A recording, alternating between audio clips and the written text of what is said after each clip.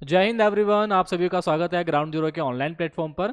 और आज हमारा थर्ड सेशन होगा परसेंटेज का, और जिसके अंदर हम क्वेश्चन नंबर 24 से सीखेंगे बेसिक कॉन्सेप्ट, और फिर जो है हम पास्ट ईयर्स को भी सॉल्व करेंगे। लास्ट हमने क्वेश्चन नंबर 23 तक कंप्लीट कर दिया है। इसमें क्या बोल रहा है कि if the price of wheat rises by 25%, then by how much percent must a man reduce his consumption in order to keep his budget the same as before. तो ऐसे बहुत क्वेश्चंस आपको सीडीएस में देखने को मिल जाएंगे, और वहां पे मैंने आपको बताया था कि आपको कुछ फॉर्मूले हैं जो याद रखने हैं। जैसे इसके अगर मैं फॉर्मूले की बात करूं, आपको दिमाग में रखना है कि expenditure is equal to price into consumption. अगर ये आपको याद है, और रेशो के अंदर भी आपने इन फॉर्मूलों को याद किया होगा, और परसेंटेज के अंदर भी, दोनों जगह क्वेश्चन आपको देखने को मिल सकता है। एक्सपेंडिचर कैसा है? कांस्टेंट। ऐसी कोई भी क्वांटिटी जो दो वेरिएबल के प्रोडक्ट पे डिपेंड करेगी, अगर वो कांस्टेंट है ना, तो प्राइस जिस रेशो में इंक्रीज होगा, कंजप्शन उसके इनवर्स रेशो में डिक्रीज होगा। ठीक है, ये आपने क्लास में पढ़ा होना चाहिए। इसका डायरेक्ट बेटा फॉर्मूला भी है परसेंटेज की फॉर्म में, और अदरवाइज अगर आपको बेसिक से करना है तो ये अंडरस्टैंडिंग आपको होना चाहिए।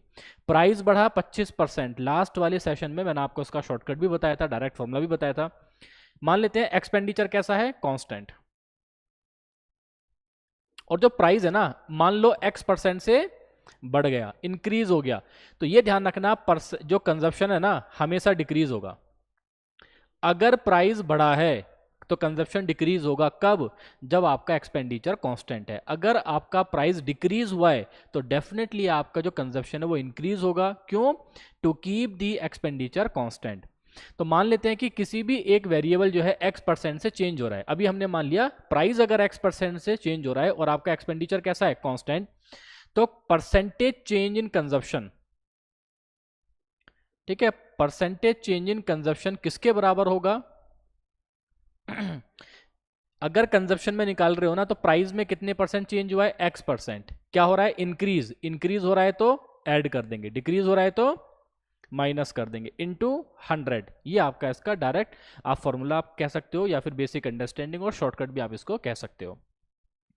प्राइस में 25% क्या हो गया? तो परसेंटेज चेंज आपको निकालना है। जब प्राइस आपके 25% से बढ़ गए, तो 25% से बढ़े हैं तो 25 100 में ऐड कर देंगे क्योंकि इंक्रीज हुआ है, इंटू 100। 25 पंजे 125, 5 दूनी 10, तो आपका आंसर कितना आएगा? डायरेक्ट 20%। कि आपको अपना कंजप्शन 20% घटाना पड़ेगा। क्यों? To keep his budget at the same as before. इसका मतलब क्या है? कि आपको एक्सपेंडिचर में कोई बदलाव नहीं करना है, आपका जो एक्सपेंडिचर है वो कांस्टेंट है। अगला क्वेश्चन देखो। The annual income of a person decreased by 64 if the annual rate of interest decreased from 4% to 3.75%. What is his original annual income? अब देखो, ये है आपकी लैंग्वेज की अंडरस्टैंडिंग। क्लास में आप लोगों ने कितना सीखा है, कितना आपको लैंग्वेज पढ़ के समझ में आती है, आप लोगों ने कितना प्रैक्टिस किया है ना। अब देखो, विद इन सेकेंड आप कर सकते हो। एक पर्सन है जिसकी एनुअल इनकम घट गई, कितने से? 64 से। ये क्यों घटी? क्योंकि पहले जो मेरा एनुअल रेट ऑफ इंटरेस्ट था वो 4% था, क्योंकि इसको घटा दिया। तो इसका मतलब जितना डिक्रीज आपका रेट ऑफ इंटरेस्ट में आया है, उतना ही तो आपकी क्या हुई है? सैलरी डिक्रीज हुई है। भाई पहले आप ले रहे थे 4% का इंटरेस्ट, तो कुछ सैलरी आ रही होगी, एनुअल इंटरेस्ट आप जो ले रहे थे। अब आपने इसको घटा दिया, 3.75 कर दिया, यानी कि रेट में कुछ डिक्रीज हुआ। तो कितना डिक्रीज हुआ? तो आप बोलोगे 0.25%। क्योंकि रेट में 0.25% डिक्रीज हुआ, तो ऑब्वियसली बात है आपके पास जो अमाउंट आएगा वो कैसा हो जाएगा? डिक्रीज हो जाएगा। तो कितना डिक्रीज हुआ? वो 64। तो इसकी वैल्यू कितना है? 64, जाना 0.25% है। तो अगर मैं यहां से पॉइंट हटाऊं तो कितना जाएगा? ये 1/4%। तो 1% की वैल्यू कितना जाएगा? 4 चौक 16 का 6 लगेगा, 6 चौक 24 और 1 25। और परसेंटेज में मैंने आपको बताया था कि हर एक चीज अपने आप में 100% होती है। तो अगर 100% की वैल्यू हम यहां से निकालेंगे तो कितना जाएगा? 100 से मल्टीप्लाई कर देंगे तो कितना जाएगा? 25600, जो कि आपका आंसर। ठीक है, बिना एक्स माने आपका क्वेश्चन सॉल्व हो जाएगा। तो आपका आंसर इसमें क्या हो जाएगा? चार्ली। आगे देखो, in an examination 50% of the candidate failed in English, 40% failed in Hindi, and 15% failed in both the subject. The percentage of candidate who pass in both English and Hindi is। ऐसे question में मैंने आपको बताया था Venn diagram से आप बना के करो। एग्जामिनेशन में 50% फेल हो रहे हैं किसमें? इंग्लिश में। तो वेन डायग्राम आप समझ लो। अच्छा, वेन डायग्राम ना मान लो 2 वाला है, 3 वाला है, तो ये मान लेते हैं इंग्लिश वाले हैं, ये मान लिया हमने हिंदी वाले हैं। परसेंटेज में अगर ऐसा फेल और पास वाला क्वेश्चन आए ना, आप ये चेक करो कि यहाँ पे आपको कौन सी परसेंटेज दे रखी है। ये कौन सी है? फेल्ड। ये कौन सी है? फेल्ड। ये कौन सी है? फेल्ड। पूछा क्या है? पास। एक चीज तो यहां से आपको बेटा क्लियर होना चाहिए कि हर एक चीज अपने आप में 100%। तो टोटल बच्चे जो एग्जाम में बैठे वो टोटल है कितने? अपने आप में 100% है ना। अब उसमें उसने बोल दिया 50%। देखो टोटल ये क्या रिप्रेजेंट कर रहा है? आपका टोटल वैल्यू। तो जो टोटल वैल्यू होगी ना इंग्लिश और हिंदी की, वो यहां पे लिखा करो हमेशा अलग। ठीक है, ये क्या होता है? इंग्लिश और हिंदी वाला कॉमन। ये कौन सा होता है? इंग्लिश और हिंदी वाला। ये कौन सा होता है? Only English. और ये कौन सा होगा? ओनली हिंदी। तो इंग्लिश में कितने फेल हुए? 50%। और हिंदी में कितना फेल हुए? 40%। और ऐसे बच्चे जो दोनों में फेल हो रहे हैं, तो दोनों वाले यहां पे लिखेंगे। तो दोनों में कितने फेल हो रहे हैं? 15%। तो 15% की वैल्यू यहां पे लिखो। देखो ये टोटल कितना था? 50। 50 में से 15 गया तो कितना बच जाएगा? 35। तो ये 35% कौन से हैं? जो सिर्फ और सिर्फ मतलब इंग्लिश में फेल हो रहे हैं। ये 15 और 5 20, तो कितना बचेगा? ये 25%। ये 25% कौन से हैं? जो सिर्फ और सिर्फ हिंदी में फेल हो रहे हैं। ठीक है, ये 15 कैसे हैं? दोनों में, जो इंग्लिश में भी फेल और दोनों में भी फेल है, मतलब फेल है। टोटल हमेशा 100%। टोटल बच्चे थे कितने उसमें? 100%। 100 में से फेल कितने हो गए? तो 35 और 5 40 और 10 50 60 70 75। 75% बच्चे फेल हो गए। टोटल होते कितने हैं? 100%। तो 100 में से 75% फेल हो गए, बचे कितने? तो 25%। तो आपका आंसर इसमें कितना आ जाएगा? ब्रावो। अगला क्वेश्चन देखो। Out of 85 children playing badminton और टेबल टेनिस और बोथ। ठीक है, इसका मतलब 85 क्या है? टोटल 85। टोटल 85 है, जिसमें से कुछ खेल रहे हैं बैडमिंटन, या फिर खेल रहे हैं टेबल टेनिस, और या फिर दोनों खेल रहे हैं। The total number of girls in the group is 70% of the total number of boys in the group. ठीक है, ध्यान समझो दोबारा। The total number of girls in the group, इन 85 में से, इन टोटल 85 बच्चों में से जो गर्ल्स एंड बॉयज हैं बेसिकली, तो गर्ल्स कितना है? 70% of the total number of boys in the group. ठीक है, यानी कि टोटल स्टूडेंट कितने हैं? तो टोटल स्टूडेंट है 85। अब इन 85 में जो गर्ल्स है ना, वो कितना है? तो 70% ऑफ द बॉयज। तो मान लिया बॉयज बी था, गर्ल्स जी है, तो कितना जाएगा यहाँ से? तो आप एक बार बताओ, यहाँ से आप निकाल सकते हो गर्ल्स और बॉयज का रेशियो कितना जाएगा। मतलब गर्ल्स कितनी है? 7, बॉयज कितने हैं? 10। टोटल आपके हिसाब से कितने हैं? 17। तो 17 की वैल्यू टोटल है कितने? 85। एक यूनिट की वैल्यू 5। तो यहाँ से आपने निकाल दिया कि भैया गर्ल्स कितनी है? 35। बॉयज कितने हैं? यहाँ से तो आप बोलोगे 50। ठीक है, इतना क्वेश्चन आप लोगों ने सोल्व कर लिया। आगे क्या बोला इसने? The number of boys playing only badminton is 50% of the number of boys. अब इसको बना लो ऐसे कि भाई ये कुछ बैडमिंटन वाले हैं, ये कुछ टेनिस वाले हैं, और आपको पता है ये कौन से होते हैं? ये बैडमिंटन है और ये टेनिस है, और ये उनके बोथ वाले हैं। ये जो सर्कल आपको दिख रहा है कॉमन इन दोनों में, तो टोटल लिखते हैं यहाँ पे, कॉमन लिखेंगे यहाँ पे ओनली बैडमिंटन वाले, यहाँ पे ओनली टेबल टेनिस वाले यहाँ पे। तो ये लैंग्वेज में आपको पता होना चाहिए।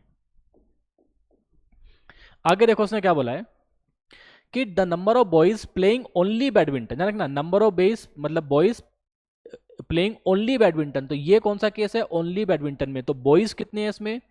बैडमिंटन में जो ओनली बॉयज हैं 50% of the total number of boys. Total boys कितने हैं? 50। उसका 50% कितना जाएगा? 25। तो 25 बॉयज क्या खेल रहे हैं? Badminton. And the total number of boys playing badminton is 60% of the total number of boys. Total, ध्यान रखना इसने क्या बोला है? And the total number of boys playing badminton is 60% of the total number of boys. Okay, और जो total जो badminton खेल रहे हैं ना बॉयज, वो कितने हैं? 60% of the total number of boys. Boys कितने हैं? 50। तो 50 का 60% कितना आ जाएगा? यहां से निकालोगे तो कितना जाएगा? 6 5 जा 30। इसका मतलब कितना है कि देखो टोटल बैडमिंटन जो खेल रहे हैं ना, सिर्फ बॉयज की बात कर रहा हूं, तो टोटल बॉयज हैं कितने? 30, जिसमें से 25 कैसे हैं? ओनली बैडमिंटन वाले। तो ये 5 बॉयज कौन से हैं? ये यहाँ पे कॉमन, जो बैडमिंटन भी खेल रहे हैं और टेनिस भी खेल रहे हैं। ठीक है। The number of children playing only table tennis is 40% of the total number of children. जो टोटल नंबर ऑफ चिल्ड्रन जो टेनिस खेल रहे हैं वो कितना है, 40% ऑफ द टोटल। तो टोटल का 40% निकालेंगे, 0 से 0 चले जाएगा, 2 2 4, 2 5 10, 5 से कितने बार जाएगा, 17 2 34। यानी कि आप कह सकते हो कि टोटल 34 क्या कर रहे हैं, चिल्ड्रन। अब इसका मतलब क्या, इसमें बॉयज भी आ गए और गर्ल्स भी आ गई। तो इनको कहाँ लिखेंगे, बाहर लिख दो कि भाई टोटल जो टेनिस वाले हैं वो कितने हैं, टोटल 34 है। आगे क्या बोल दिया, and total of 12 children play badminton and table tennis both. दोनों कितने हैं, देखो बैडमिंटन और टेनिस वाले दोनों कितने हैं, 12, जिसमें से 5 ऑलरेडी आपके पास बॉयज हैं। अगर 5 बॉयज हैं तो गर्ल्स कितनी बचेंगी यहां से, 7। गर्ल्स कितनी बची आपके पास, 7।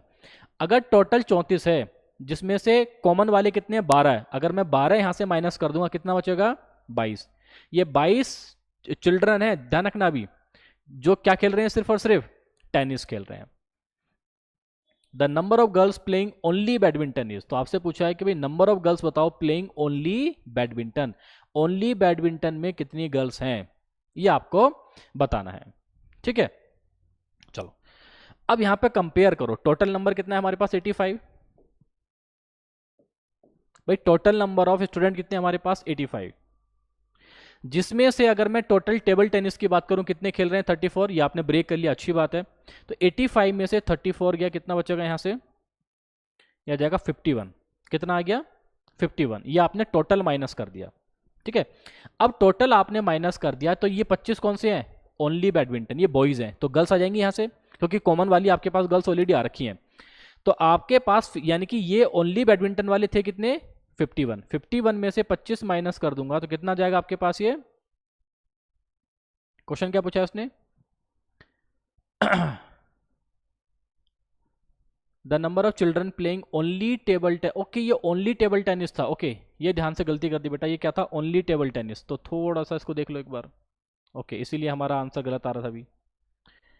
ध्यान रखो, ये क्या था, ओनली टेबल टेनिस। तो ये कौन से होते हैं, ओनली टेबल टेनिस। तो 34 ये है, अगर 34 ये है, 7 और 5 12 ये है, तो टोटल देखो कितना आएगा आपके पास, तो 34 प्लस 25 प्लस 12, तो 5 4 9 2 11 का 1 हासिल लगा, 1 3 2 5 6 और 1 7, 71। टोटल कितना है आपके पास, 85। 85 में से 71 गया, कितना आ गया, 14 आपका आंसर, दैट इज अल्फा। ठीक है, उसने क्या पूछा था, the number of girls playing only badminton.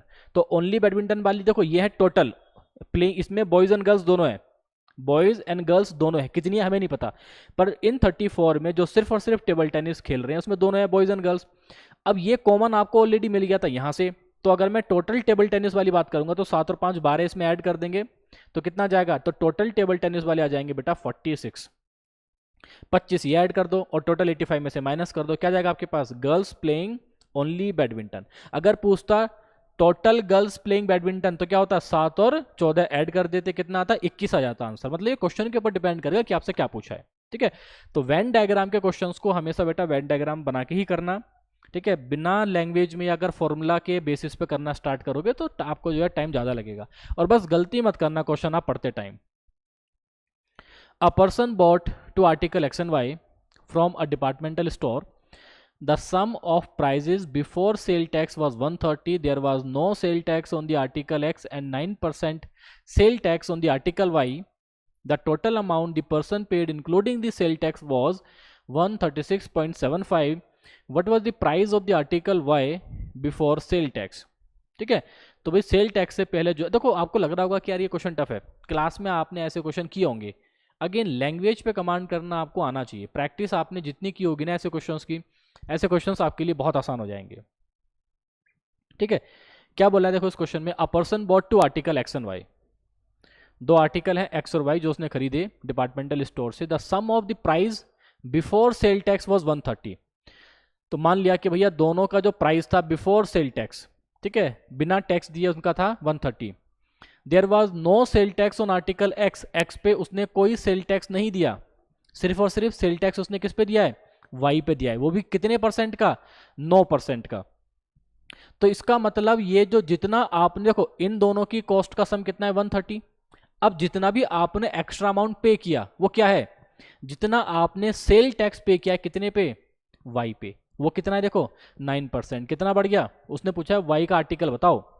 तो जब मैंने इस पे 9% का, ठीक है 9% ऑन वाई सेल टैक्स दिया, तो अब टोटल कॉस्ट कितना हो गया 136.75, तो कितना बढ़ा, आप बोलोगे 6.75। तो ये 6.75 क्यों बढ़ा, क्योंकि आपने वाई पे 9% का सेल टैक्स दिया है। क्या पूछा है, what was the price of the article Y before sale tax, तो ठीक है वाई कितना है, वाई माना वाई हमने, तो 9/100 into Y is equal to 675 divided by 100, 100 से 100 कैंसिल आउट हो जाएगा, तो y की वैल्यू कितना हो गया 7 और 5 12 और 6 18, बिल्कुल कटेगा, 9 7 जा 63, कितना ऑप्शन में आ रहा है 7, एक ही ऑप्शन में आ रहा है 75, आपका आंसर आ जाएगा। ठीक है, फिर भी देख लो कितना जाएगा 9 5 जा 45। समझ आया नहीं आया, नहीं समझ आया क्वेश्चन को दोबारा समझो, लैंग्वेज क्या बोल रही है। क्वेश्चन में बोल रहा है कि एक आर्टिकल है जो कि एक पर्सन है जो दो आर्टिकल को खरीद रहा है एक्स और वाई, तो बिना सेल टैक्स के उनका जो सम था x प्लस वाई, उनका जो कॉस्ट प्राइस मान लो जो भी मान लो आप, उनका सम कितना था 130, लेकिन मैंने x पे कोई भी टैक्स नहीं पे किया, मतलब इसकी कॉस्ट सेम है एज बिफोर, लेकिन जब मैंने y पे 9% का सेल टैक्स दिया, तो दोनों की जो कंबाइन वो है ना कॉस्ट, वो मेरे पे आ गई बेटा 136.75। देखो पहले बिना सेल टैक्स के दोनों की कीमत थी 130 रुपये, अब ये जो एक्स्ट्रा आई है 6.25, ये क्यों आई है, क्योंकि आपने y पे 9% का सेल टैक्स दिया है, तो y के 9% की वैल्यू कितना है, जितनी वैल्यू 130 से इंक्रीज हो गई, कितना इंक्रीज हुई है 6.75, हमने कंपेयर कर लिया, हमारे पास आंसर आ गया अल्फा। चलो इस देखो इस क्वेश्चन में क्या बोल रहा है, in an examination of class 12th 55% student passed in biology, 62% passed in physics and 60% passed in chemistry, 25% passed in physics and biology, 30% passed in physics and chemistry, 20% passed in biology and chemistry, only 2%। अब देखो पूरा question किस में था, fail में, उसमें पास में, ये ध्यान से पढ़ा करो, पूरा क्वेश्चन किस में था, पास्ड में, लास्ट में उसने क्या बोल दिया कि 2% failed in all the subject. अगर 2% फेल हो रहे हैं सारे सब्जेक्ट में, तो आप मुझे बता दो पास कितने हो रहे हैं फिर, तो पास हो रहे हैं टोटल जो भी था ना उसका 98%।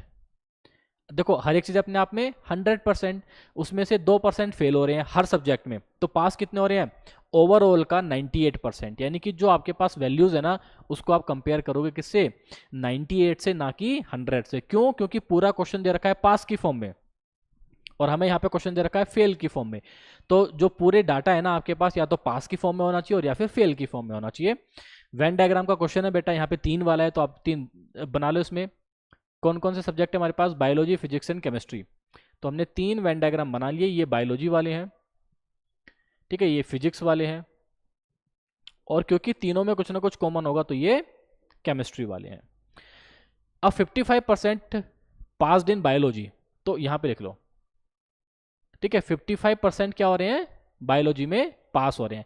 अब आपको दे रखा है फेल्ड वाला कॉन्सेप्ट, क्वेश्चन में क्या पूछा है, what percent of student passed in all 3 subject, तीनों में कितने पास हो रहे हैं, है ना, तो या तो इस पूरे क्वेश्चन को कन्वर्ट कर दो फेल में, ठीक है, अगला क्वेश्चन देख लो क्योंकि वहां पे तो आपके पास फिजिकल होगा, what percent of student passed in exact only one subject, अच्छा पास का ही पूछा है आपसे, उसके आगे का क्वेश्चन देखो, what is the ratio, ratio तो आप निकाल ही दोगे, इसके अलावा ओके ये क्वेश्चन अलग हो गया,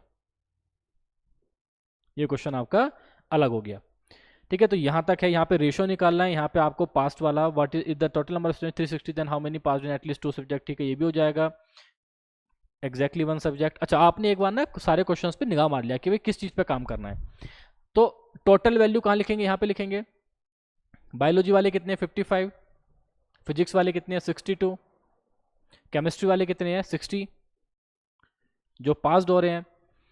आगे उसने क्या बोल दिया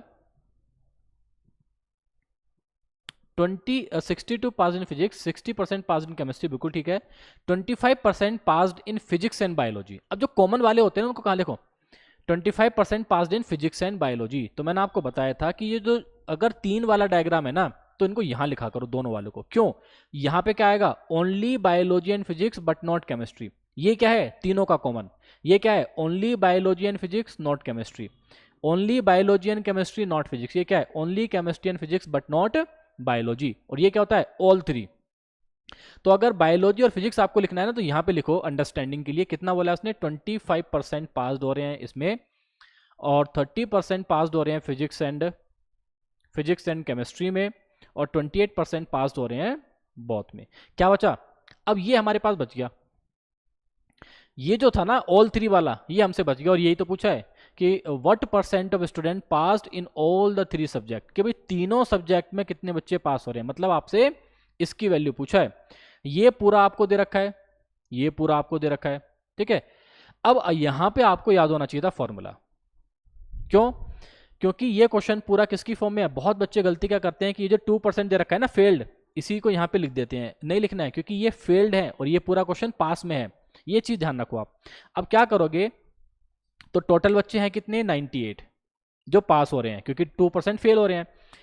अब क्या करो, इंडिविजुअल को ऐड करो, जैसे बायोलॉजी वाले 55, फिजिक्स वाले 62, ठीक है, और इसमें क्या करेंगे, केमिस्ट्री वाले +60, माइनस क्या करेंगे, कॉमन कॉमन, तो माइनस कितने हैं, 25%, 30%, 28%, लास्ट में जो ऑल थ्री है ना, मान लो ये x% था, तो तीनों वाले को ऐड करेंगे तो प्लस आ जाएगा, ये x आ जाएगा यहां से।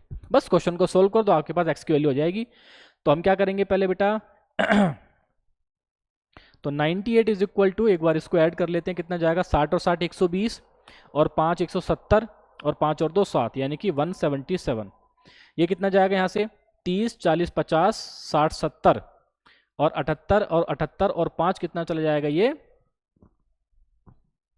83, ठीक है, और प्लस यहाँ पे क्या जाएगा, ये x। तो यहाँ से देखो 98 इज इक्वल टू, जब यहाँ से 83 माइनस करेंगे तो 77 एज इट इज माइनस कर दो, इजंट इट भाई, 77 ऐसे माइनस कर दे, क्या बचा, 5 5 माइनस करेंगे तो कितना जाएगा यहाँ से 95 प्लस x, तो x की वैल्यू कितना आ गया आपके पास 3।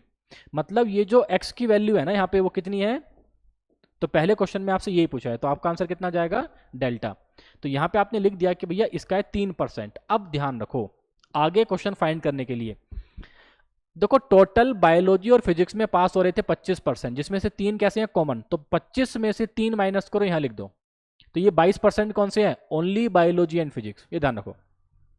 28 था, 3 कॉमन थे, माइनस करेंगे 25, तो ये 25 क्या लिखा है आपने, only biology and chemistry not physics. 30 में से 3 माइनस करा 27, ये कौन से हैं, only physics and chemistry but not biology.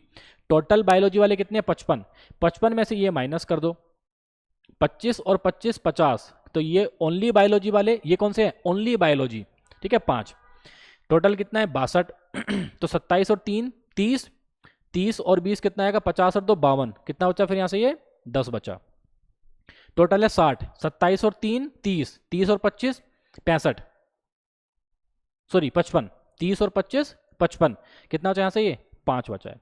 अब ये पूरा डेटा जब आपने लिख लिया ना, क्योंकि हमें बस बीच वाला निकालना था, तो ये आपने निकाल लिया फॉर्मूले से, फॉर्मूला भी आपको याद होना चाहिए, उसके बाद आपने सारे डेटा को लिख दिया। अब देखो सारे क्वेश्चन आपसे कितने आसानी से हो जाएंगे। अगला क्वेश्चन क्या पूछा आपसे, what percentage of student passed in exactly one subject. तो देखो ये कौन से हैं बेटा, एग्जैक्टली वन सब्जेक्ट वाले, ये कौन से हैं, एग्जैक्टली वन सब्जेक्ट वाले, ये कौन से हैं, एग्जैक्टली वन सब्जेक्ट वाले। तो आपका आंसर कितना हो जाएगा, सबको ऐड कर दो, 5 और 5 10 और 10 20, तो आपका आंसर कितना आ गया यहाँ से, ठीक है। What percentage of student passed in exactly one subject, तो इसमें तो ऑप्शन ही नहीं है बेटा, कहीं कैलकुलेशन एरर तो नहीं कर दी हमने। एक बार बस कैलकुलेशन एरर कर लेते हैं, एक बार चेक कर लेते हैं बस एक बार इसको। 55 62 60 बिल्कुल ठीक है, -25 30 28 ये भी बिल्कुल ठीक है। तो 30 40 50 60 70 और 8 और 4 12 13, तो 83 आ जाएगा, बिल्कुल ठीक है। और 60 और 60 120 और 50 170 और 177 में से 83 माइनस करेंगे तो कितना जाएगा, 4 आ जाएगा, और यहाँ से करेंगे तो कितना आएगा, ये 94 आ जाएगा। ओके ये गड़बड़ी कर दी हमने बेटा, कैलकुलेशन में गड़बड़ी कर दी, ये 6 आएगा यहाँ पे, ठीक है। यहाँ से जब 177 माइनस करेंगे 6 तो ये 94 आ जाएगा, 94 आएगा तो यहाँ से कितना हो जाएगा, 4 आ जाएगा, ठीक है। बस ये कैलकुलेशन आपको अवॉइड करनी एग्जाम के अंदर, ऐसी कैलकुलेशन एरर आप मत करना। तो आपका आंसर कितना है, 4। अब देखो पूरा क्वेश्चन चेंज हो गया, ठीक है। अब ये सारी वैल्यूज आपकी क्या हो जाएंगी, चेंज हो जाएंगी, इसीलिए आपका आंसर गलत आ रहा है।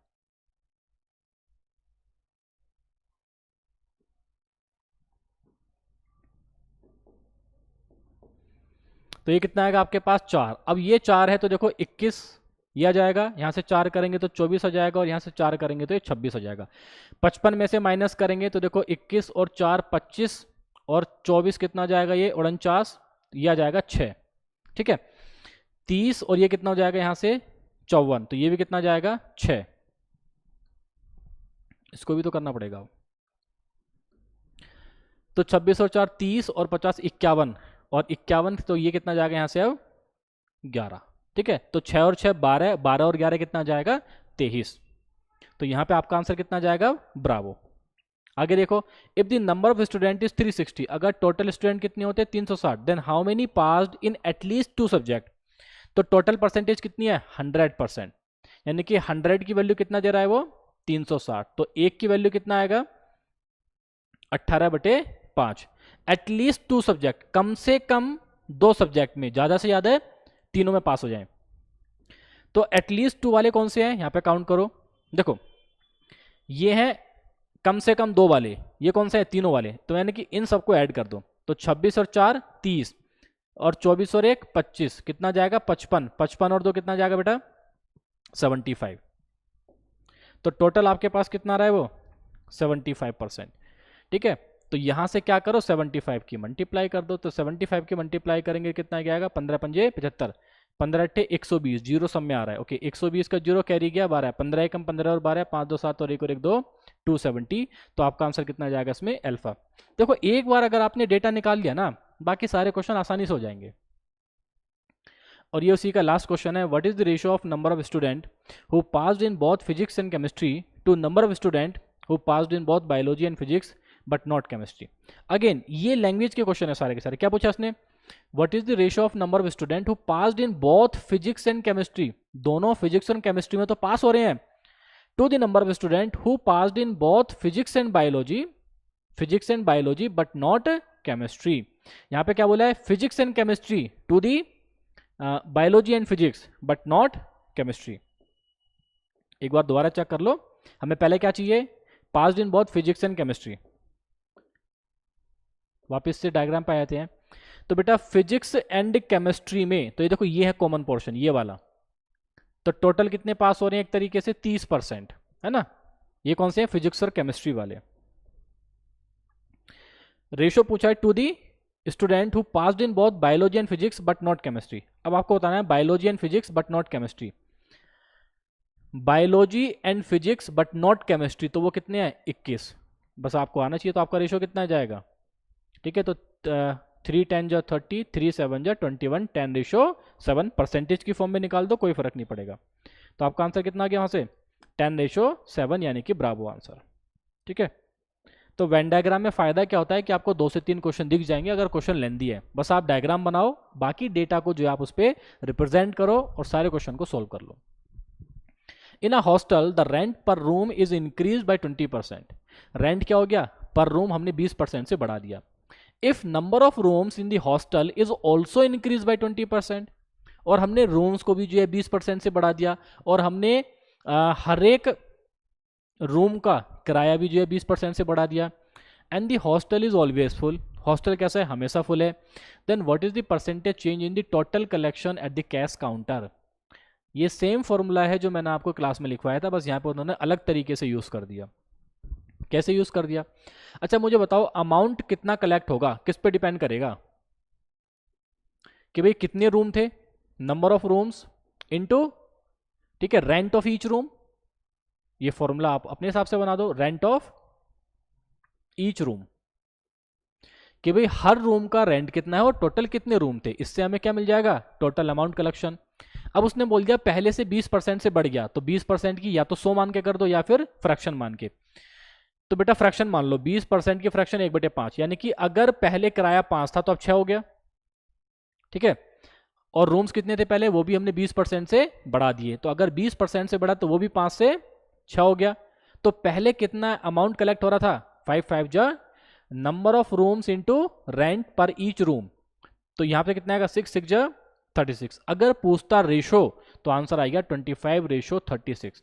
लेकिन क्या पूछा है कि कलेक्शन कितना बढ़ गया, तो कितना बढ़ गया, 11 बढ़ गया। कितने पे, 25 पे, इंटू 100, 25 चौका 100, 11 चौक 44। तो आपका आंसर कितना आ गया कि भैया पहले से जो रेंट है वो अब कलेक्शन में 44% का इंक्रीजमेंट हो गया है। ठीक है, आप इस क्वेश्चन को डायरेक्ट भी सोल्व कर सकते हैं बाय नेट चेंज। अगर आपको फॉर्मूला याद नहीं था, भूल गए, तो इन सभी फॉर्मूलों पे ध्यान रखना, ऐसी सारी की सारी क्वांटिटीज जो दो वेरिएबल के प्रोडक्ट पे डिपेंड करती है, तो परसेंटेज में मैंने आपको बताया था उसके लिए नेट चेंज का फॉर्मूला वो डायरेक्ट क्या है बेटा, x plus Y plus X Y upon 100। कितना इंक्रीज हुआ है, 20%। ये भी कितना इंक्रीज हुआ है, 20%। तो 20 इंटू 20 डिवाइडेड बाई 100 कितना आ जाएगा, यहाँ से देखो ये 20 और 20 40 और 4 44%। अगेन आपकी अंडरस्टैंडिंग के ऊपर है। ठीक है, ओके। अगला क्वेश्चन देखो इसमें, if x y and z are 3 number such that x is 30% of z and y is 40% of z, if x is p% of y then what is the value of p। ऐसे question को हमेशा 100 मान के करो। उसने बोला कि आपके पास 3 नंबर है x, y और z are 3 number such that x is 30% of z, x कितना है, z का 30%, and y is 40% of z, और y कितना है, 40% ऑफ z। मतलब x और y को हमने z से कंपेयर किया तो z को मान लिया 100, x कितना था, 30% ऑफ z, तो बेटा इसका 30% कितना जाएगा, 30। y कितना है, 40% ऑफ z, तो ये कितना जाएगा, 40। आगे क्या बोला है, if x is p% of y, x कितना, y का p% है, तो आपसे मतलब परसेंटेज पूछा है, तो कितने परसेंट है देखो ये, तो आपको बोलोगे x जो है y का, तो आपको होता है ना इज अपॉन एफ इंटू 100। तो 0 से 0, 4 से कितनी बार जाएगा, 25 जाएगा, तो 25 दिया 75%। तो आपका आंसर कितना जाएगा कि भाई जो x है वो y का 75% है, और वहां पे बोला है वो p है, तो p की वैल्यू आपसे पूछी है, तो आपका आंसर कितना जाएगा इसमें, डेल्टा। ठीक है, तो बेटा आज के सेशन को हम इसी पे एंड करते हैं। ठीक है, हम छोटे छोटे सेशंस आपके लिए इसलिए हम लेके आ रहे हैं ताकि आप आसानी से इजीली, ठीक है, और कम टाइम में सारे के सारे क्वेश्चंस को आप एक बार देख पाएं, सारे के सारे कॉन्सेप्ट को आप सीख पाएं। ठीक है, तो आज के सेशन को हम इसी पे एंड करते हैं बेटा, और जितने भी सेशंस हम अपलोड कर रहे हैं बाकी और सब्जेक्ट के भी, आप उनको भी देखो। ठीक है, अपनी आप तैयारी को और बेहतर करो। अगर आपको कोई भी डाउट होता है तो आप कमेंट सेक्शन में हमसे पूछ सकते हैं। ठीक है, चलो आप सभी से बेटा मुलाकात होगी अगली क्लास में, तब तक के लिए जय हिंद।